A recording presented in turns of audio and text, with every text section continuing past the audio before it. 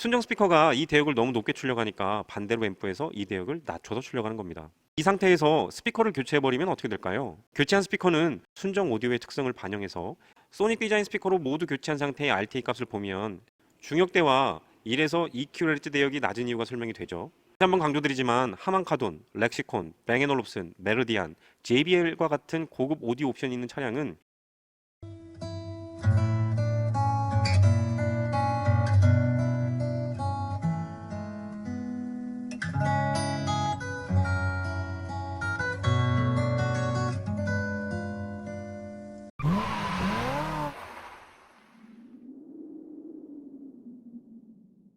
안녕하세요. 소리를 만드는 사람들 카사운드 메이커입니다. 이번 시간은 BMW X5 차량의 스피커 튜닝을 잘못했을 경우 어떻게 소리가 변하는지에 대해 설명해 드리겠습니다. 입고된 차량은 X5 중 최고 등급 사양으로 순정 카오디오는 뱅앤올uf슨이었는데 BMW 차량에 적용되는 고급 오디오는 두 가지 사양이 있죠. 하만카돈과 뱅앤올uf슨인데 하만카돈은 저음과 중고음이 부스트된 특성을 보이며 뱅앤올uf슨은 전체적으로 플랫하면서 고음을 강조한 특성이 있죠. 개인적으로 뱅앤올uf슨이 하만카돈보다 음질은 더 좋다고 생각됩니다.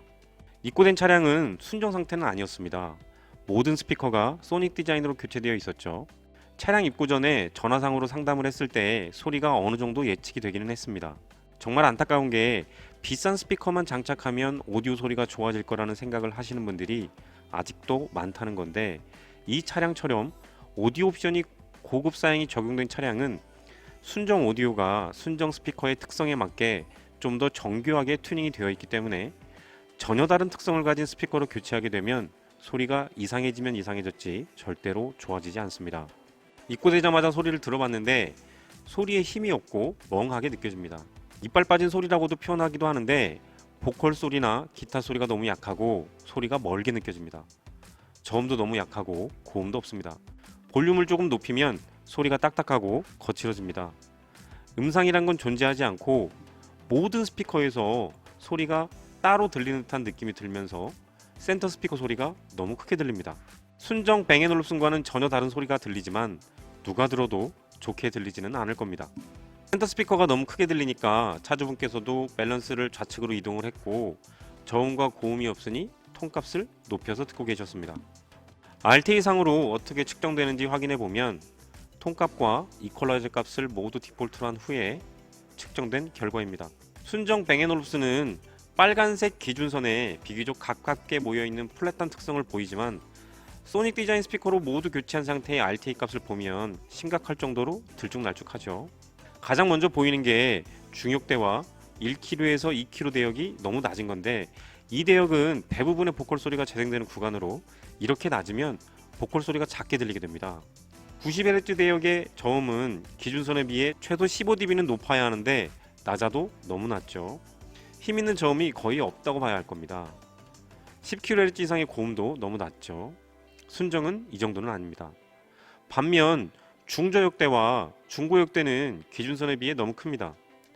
300에서 500Hz 대역이 이렇게 높으면 소리가 맹맹해지고 2kHz에서 5kHz 대역이 높으면 딱딱하고 거친 소리가 들립니다. 뱅앤올uf슨과 하만카돈은 모든 스피커가 풀 멀티로 구동됩니다.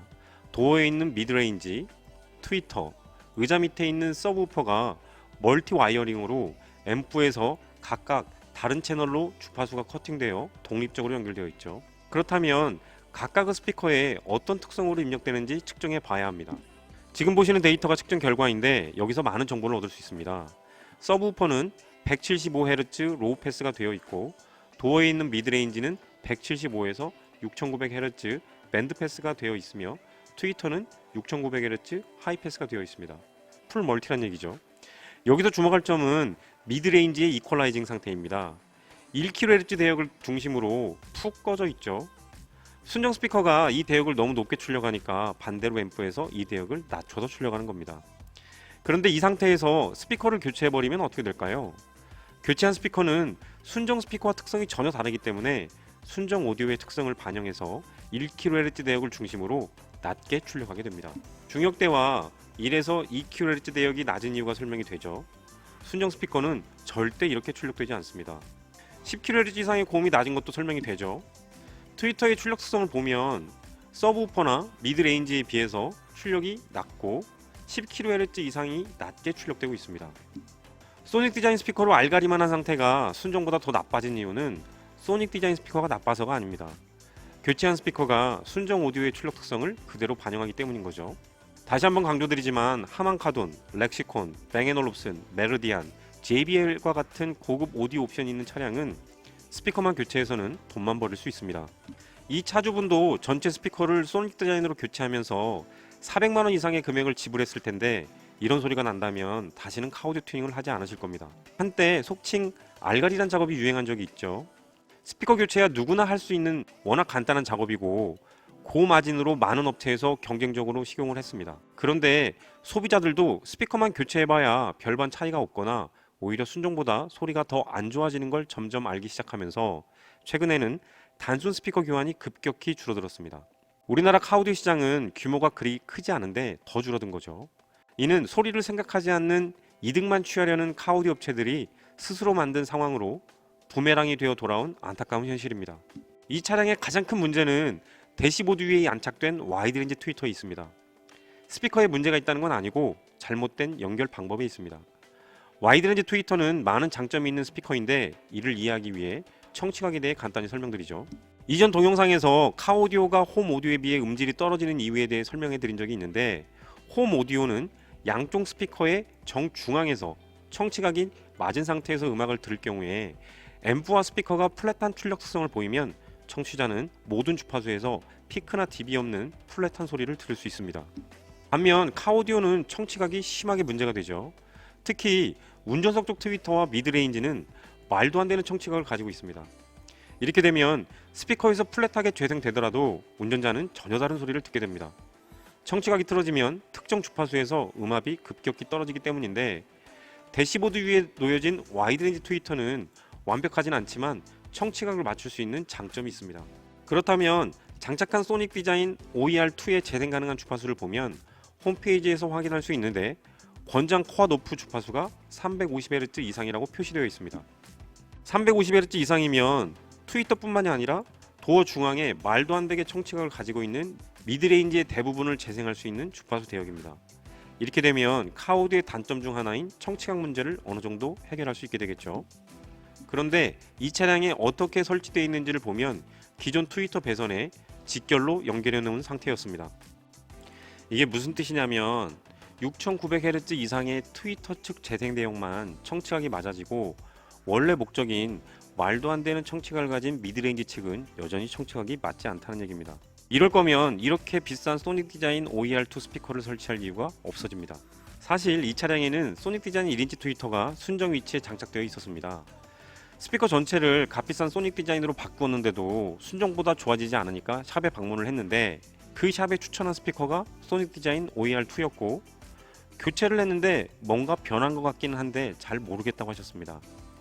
만약 순정 위치에 장착되어 있던 1인치 트위터를 챔버를 사용하여 청취각을 맞춰줬다고 하면 아마도 10km 이상의 고음이 지금보다는 좋았을 겁니다. 1인치 트위터가 와이드레인지 트위터보다 고음 재생 능력이 더 좋고 인풋 감도가 높아서 같은 출력에서 좀 더 큰 소리를 재생하기 때문이죠. 결국 큰 돈을 쓰고 소리가 더 안 좋아지게 된 겁니다. 그렇다면 뱅앤올롭슨 옵션이 있는 이 차량에 와이드레인지 트위터를 어떻게 설치해야 할까요? 이 그래프를 보시면 알 수 있듯이 이 차량에는 스피커만 교체하는 방식으로는 와이드레인지 트위터를 설치할 수 없습니다. 순정에서 출력되는 어떤 채널도 350에서 20kHz가 재생되는 채널이 없기 때문입니다. 업체에서 설치가 안 되는 줄 알면서 설치한 거죠. 아니면 몰랐을 수도 있고요. 뱅앤올롭슨 차량에 와이드레인지 트위터를 설치하려면 순정에서는 존재하지 않는 전혀 다른 풀 레인지 출력을 가지는 새로운 채널을 만들어줘야 합니다. 순정 오디오를 활용하여 이런 채널을 만드는 유일한 방법은 DSP 프로세서 말고는 없죠. 모든 DSP가 이런 기능이 있는 건 아니고 이 기능이 있다 해도 성능에 따라 풀 레인지를 가지는 채널을 얼마나 왜곡 없이 잘 만드는지가 결정됩니다. DSP의 서밍 기능을 통해 순정 오디오에서 나눠진 신호를 서로 합할 수 있는데 DSP의 성능에 따라 각 채널에 교체하는 주파수에서 피크나 딥이 없이 자연스럽게 합쳐지게 됩니다.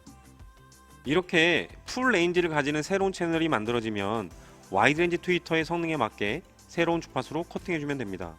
이 차량에는 소닉 디자인 OER2 커팅 주파수를 600Hz 하이패스로 했는데 입고 상태에서는 6900Hz 이상 주파수만 청취각이 맞았다면 DSP 프로세서 장착 후에는 와이드레인지 트위터의 원래 목적에 맞게 600Hz 이상의 주파수가 청취각이 맞아집니다.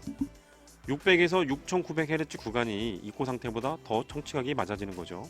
실제 차량 사진을 보면 이해하기가 쉬운데 대시보드 아래에서 청취각이 맞지 않는 미드레인지에서 재생되었던 600에서 6900Hz의 주파수가 대시보드 위에 있는 청취각이 맞는 와이드레인지 트위터로 이동하여 600Hz 이상의 대부분의 주파수가 청취각이 맞아지게 되는 것이죠. 동영상이 길어지는 것 같아 여기서 끊고 이어가겠습니다. 다음 동영상에서는 DSP 프로세서를 통해 이 차량이 가지고 있던 문제점을 어떻게 해결하는지 설명해 드리도록 하겠습니다.